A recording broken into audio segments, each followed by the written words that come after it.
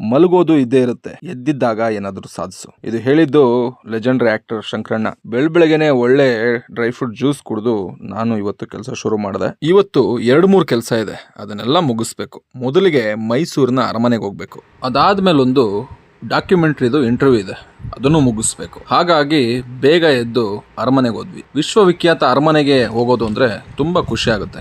ದಸರಾ ಸಂದರ್ಭದಲ್ಲಿ ಇಷ್ಟು ಆರಾಮಾಗಿ ನೋಡೋದಕ್ಕೆ ಸಾಧ್ಯನೇ ಆಗಲ್ಲ. ಹೋಗಿದ ಕೆಲಸ ಆಗ್ಲಿಲ್ಲ, ಸೊ ಹಾಗಾಗಿ ಬಂದ ದಾರಿಗೆ ಸುಂಕ ಇಲ್ಲ ಅಂತೇಳಿ ವಾಪಸ್ ಬಂದೆ. ಅದಾದ್ಮೇಲೆ ನಾನು ಹೋಗಿದ್ದು ಮಿಡ್ ಸ್ಟುಡಿಯೋ, ಮೈಸೂರಿನಲ್ಲಿ ಮಿಡ್ ಸ್ಟುಡಿಯೋ ಅಂತ ಇದೆ. ಅಲ್ಲಿ ನಮ್ಮ ಗಿರೀಶ್ ಮಾಚಳ್ಳಿ ಸರ್ ಅವರು ಒಂದು ಡಾಕ್ಯುಮೆಂಟ್ರಿದು ವಾಯ್ಸ್ ಓವರ್ ಕೊಡಿಸ್ತಾ ಇದ್ರು.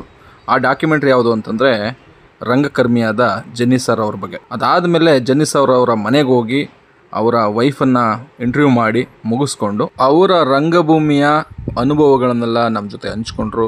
ನಾವು ಅದನ್ನು ಕೇಳಿ ಖುಷಿ ಆಯಿತು. ಸೊ ಅದಾದಮೇಲೆ ನಾನು ವಾಪಸ್ ಮನೆಗೆ ಬಂದೆ. ಇದು ಇವತ್ತಿನ ಒಂದು ಲಾಗ್ ವಿಡಿಯೋ.